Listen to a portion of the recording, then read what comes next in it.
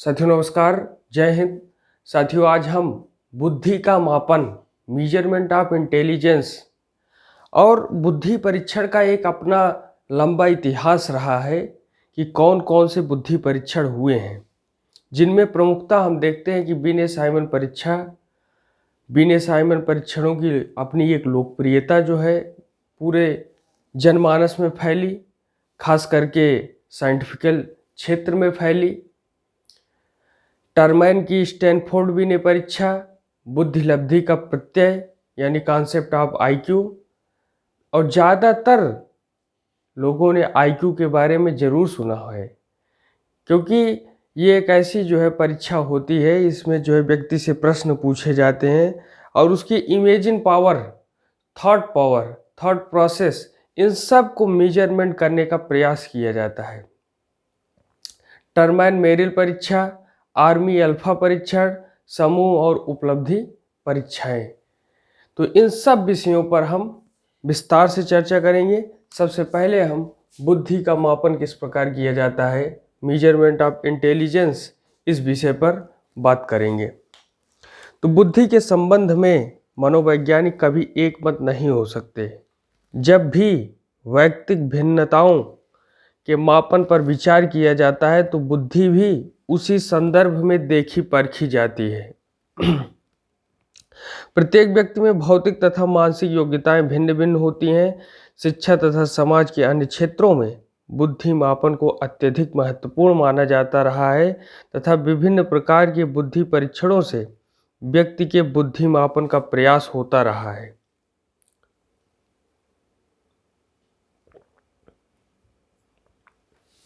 तो हम बुद्धि का मापन में ये सारी बातें देखते हैं। अब हम देख रहे हैं कि बुद्धि परीक्षण आंदोलन का इतिहास, history of intelligence testing movement. तो बुद्धि परीक्षण के समय की स्थिति को बुद्धि क्षमता की गहराई को मापने के साधन और उपकरणों की लंबी अवधि तक प्रयोग करने के बाद ही प्राप्त किया गया है।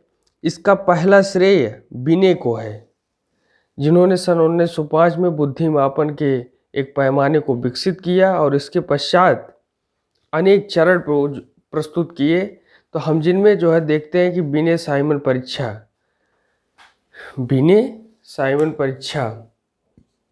बाइनेट साइमन टेस्ट। तो फ्रांस के मनोवैज्ञानिक हैं बिने। ये क्या कहते हैं, ये 1905 में थियोफाइल साइमन के साथ मिलकर बुद्धि का एक कच्चा पैमाना बनाया। आप जानते हैं, जब आप सिविक्स में हम लोग पढ़ते हैं तो हमें जो है पहले ड्राफ्टिंग कमेटी, प्रारूप समिति, और फिर उसका एक मसौदा बनता है, फिर उस मसौदे पर चर्चा होती है और फिर आगे की बातें तय की जाती हैं कि किन बातों को रखा जाएगा, किन बातों को नहीं रखा जाएगा। उस पर एक लंबी विचार विमर्श चलता है, उसके बाद जो है तय किया जाता है। तो उसी प्रकार जो है बिने साइंटिस्ट हैं, वो जो है थियोफाइल साइमन से मिल करके एक कच्चा पैमाना बुद्धि का तय करते हैं। अल्प बुद्धि के बच्चों के लिए यह पैमाना बनाया गया था। पहले पैमाने के बाद 1908 तथा 1911 में एक पुनरीक्षित तथा परिवर्धित पैमाना बनाया गया। इस पैमाने में 4 से 15 वर्ष के आयु के बालकों की परीक्षा का उल्लेख किया गया था। अब हम देखते हैं कि बिने साइमन परीक्षणों की लोकप्रियता क्या है, अर्थात पॉपुलराइजेशन ऑफ बाइनेट साइमन टेस्ट। तो इसके अंतर्गत क्या है, तो यह पैमाना बुद्धि परीक्षणों की शुरुआत करता है। अंतिम पुनर्परीक्षण के प्रकाशित होने से 10 वर्ष से भी कम समय अवधि के दौरान इस पैमाने का यूरोप के लगभग सभी देशों, जिसमें आप जानते हैं कि कनाडा, अमेरिका, न्यूजीलैंड, दक्षिण अफ्रीका, रूस, चीन, जापान, इन सब में व्यापक रूप से प्रयोग किया जाने लगा। टर्मैन की स्टैनफोर्ड बिने परीक्षा, तो स्टैनफोर्ड बाइनेट टेस्ट बाई टर्मैन की जब हम बात करें तो बिने की परीक्षाएं अमेरिका में शीघ्रता से अपनाई गई और इसका जो है पुनरीक्षित किया गया। तो गोडार्ड ने इन परीक्षाओं को सन 1908 में पैमाने को रूपांतर अंग्रेजी में करके स्थानीय दशाओं के अनुकूल मामूली परिवर्तन करके लागू किया। और इसमें 31 नए परीक्षणों को कई बालकों को प्रायोगिक समूहों पर किया गया। और टर्मैन ने मानसिक आयु के शारीरिक आयु के साथ अनुपात के रूप में बुद्धि लब्धि इंटेलिजेंस कोटेंट यानी आईक्यू के प्रत्यय को लागू किया। तो अब हम आगे बात करेंगे बुद्धि लब्धि का प्रत्यय क्या है, कॉन्सेप्ट ऑफ आईक्यू क्या है। हमारी चर्चा का जो मेन फोकस है वो जो है बुद्धि परीक्षण का है, और जिसमें हम देखते हैं कि आईक्यू बुद्धि लब्धि परीक्षण जो है या और बुद्धि लब्धि का प्रत्यय किस प्रकार किया जाता है। तो इसमें सीधा सीधा ये बातें हैं कि आईक्यू जो है होता है आईक्यू बराबर मानसिक आयु बटे शारीरिक आयु गुणे 100। तो इसमें एक उदाहरण जो है, अगर इसे हम उदाहरण से समझें कि 8 वर्ष की आयु का एक बालक जिसकी मानसिक आयु भी 8 वर्ष है तो उसकी बुद्धि लब्धि कितनी होगी, 100 होगी। तो मानसिक आयु क्या है और शारीरिक आयु क्या है, इसके हिसाब से जो है आईक्यू का हिसाब किताब लगाया जाता है। तो ये बातें हुई। अब हम देखते हैं कि टर्मैन मेरिल परीक्षा, टर्मैन मेरिल टेस्ट। तो सन 1937 में टर्मैन की सहायता से डॉक्टर मेरिल ने स्टैनफोर्ड विनय परीक्षा का पुनरीक्षण करने में सहयोग किया और 2 समांतर स्वरूपों ए और बी या का या खा करके स्टैनफोर्ड की परीक्षा को प्रकाशित किया। नए पैमाने में 1.5 से 18 वर्ष की आयु को अपने अंदर समाविष्ट किया और का से खा तक 2 सामान्य मान्यता वाले पैमानों में 125 आइटम थे। तो सब जो है अपनी ये हिसाब किताब लगाया गया टर्मैन मेरिल परीक्षा में और ये क्रमवार चल रहा है।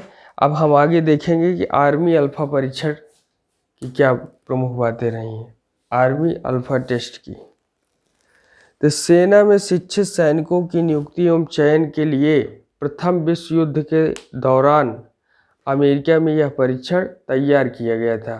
यानी प्रथम विश्व युद्ध कब हुआ था, द्वितीय विश्व युद्ध 1939 से 1945 तक चला और प्रथम विश्व युद्ध 1914 से 1918। तो प्रथम विश्व युद्ध के दौरान जो है यह परीक्षण तैयार किया गया था, आर्मी अल्फा परीक्षण।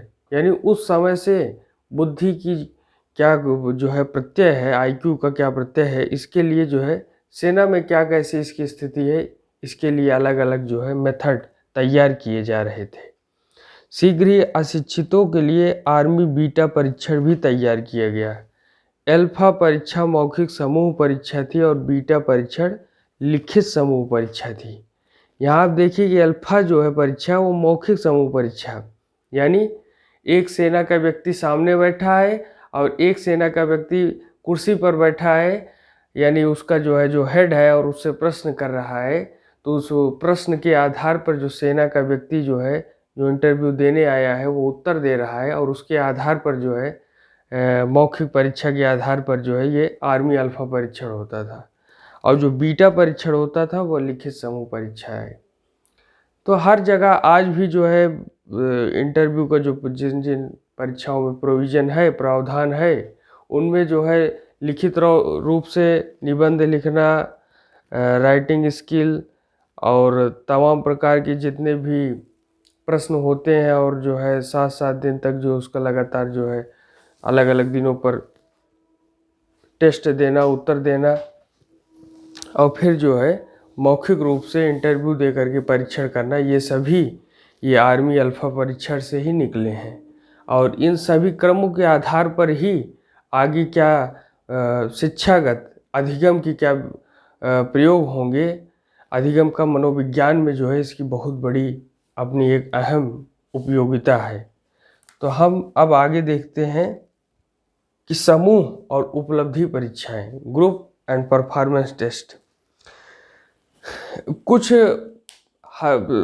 पूरे संसार में जो है ज़्यादातर लोग जो है जो सीखने की सबसे ज़्यादा प्रक्रिया में आगे आते हैं वो समूह में सीखते हैं।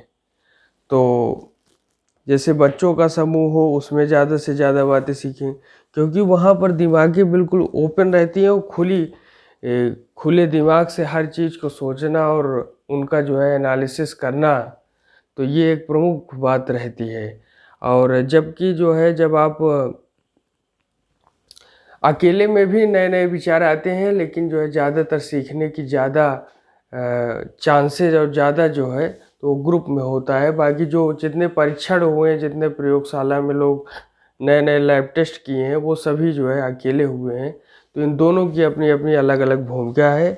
तो बिने परीक्षा व्यक्तिगत परीक्षा थी, और स्टैनफोर्ड पुनरीक्षण परीक्षा भी ऐसी ही थी। आर्मी अल्फा परीक्षण समूह परीक्षा का पहला प्रयास था।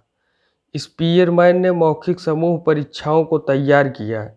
टरमैन ने भी समूह परीक्षा की तैयार की, और बाद में सिरिल बर्ट ने इसे अपने ढंग से तैयार किया।